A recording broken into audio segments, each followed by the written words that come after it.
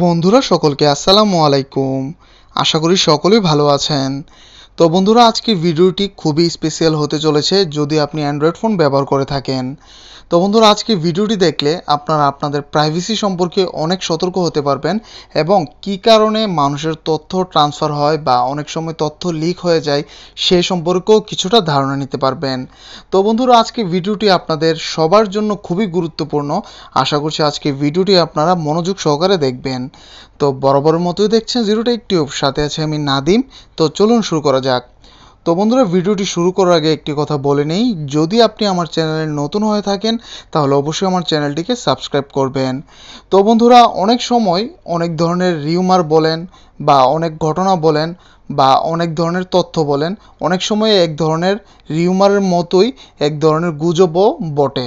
অর্থাৎ অনেক সময় দেখা যায় কি বন্ধুরা, অনেক কিছু রটে যে কারো কোনো ছবি ইন্টারনেটে ভাইরাল হয়ে গিয়েছে বা কোনো ভিডিওস ভাইরাল হয়ে গিয়েছে, অথচ যার ছবি কিংবা ভিডিওটি ভাইরাল হয়েছে সে নিজেই জানে না কিভাবে ভাইরাল হলো। তো বন্ধুরা অনেক ধরনের ওয়েবসাইট রয়েছে, থার্ড পার্টি ওয়েবসাইট, যে ওয়েবসাইটগুলোর থাম্বনেইল এতটাই আকর্ষণীয় থাকে যার ফলে আমরা এই ওয়েবসাইটগুলোতে ক্লিক করতে বাধ্য হই। তো অনেক সময় বন্ধুরা আমরা যখন এই সকল ওয়েবসাইটে ক্লিক করি তখন দেখা যায় কি তারা আমাদের অনেক ধরনের ছবি কিংবা ভিডিওস তারা অটোমেটিক্যালি আমাদের থেকে নিয়ে যায়। তো আমরা মূলত বুঝতে পারি না আসলে এইগুলো কিভাবে নিচ্ছে। তো বন্ধুরা এটি কিন্তু আমরা আমাদের ফোন থেকেই তাদের দিচ্ছি, কিন্তু আমরা তা জানি না কিভাবে তাদেরকে ট্রান্সফার করছি। তো বন্ধুরা সেটিংসটি দেখলে হয়তো আপনারা এই বিষয়টি আরও ভালোভাবে বুঝতে পারবেন। তো বন্ধুরা গুগল ক্রোম ব্রাউজারটি প্রায় সব মোবাইলেই বর্তমানে অ্যাভেলেবল রয়েছে, বিশেষ করে অ্যান্ড্রয়েড ফোনগুলোতে। তো সিম্পলি আপনি আপনার ফোন থেকে গুগল ক্রোম ব্রাউজারটিকে ওপেন করবেন।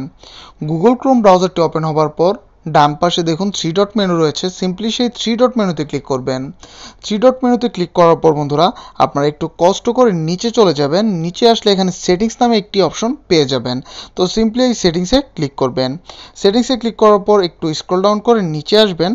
নিচে আসলে এখানে একটি সেটিংস পাবেন সাইট সেটিংস নামে, সিম্পলি এই সাইট সেটিংসে ক্লিক করবেন। সাইট সেটিংসে ক্লিক করার পর এখানে দেখুন একটি অপশন রয়েছে ক্যামেরা, সিম্পলি এই ক্যামেরাতে ক্লিক করবেন।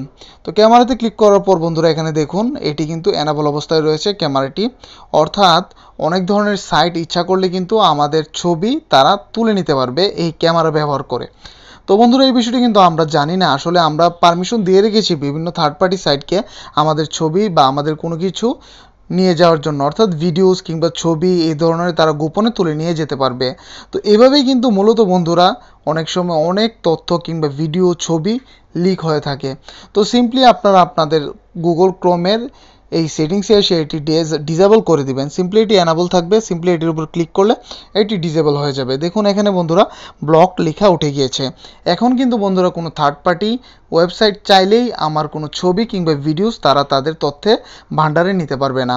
তো এইভাবে কিন্তু বন্ধুরা আপনি আপনার অনেক ছবি কিংবা ভিডিও যেগুলি অনেক গুরুত্বপূর্ণ সেগুলোকে বিভিন্ন থার্ড পার্টি ওয়েবসাইটকে না দিয়ে বা তথ্য তারা না নিতে পেরে কিন্তু আপনার অনেক প্রাইভেসি সেফটি থাকবে। তো বন্ধুরা আশা করছি আজকের ভিডিওটি আপনাদের ভালো লেগেছে। যদি আমার ভিডিওটি আপনাদের ন্যূনতম ভালো লেগে থাকে তাহলে অবশ্যই একটি লাইক দিবেন, কমেন্ট করে জানাবেন পরবর্তীতে কেমন ভিডিও চান এবং অবশ্যই আপনার বন্ধুদের সাথে শেয়ার করতে ভুলবেন না।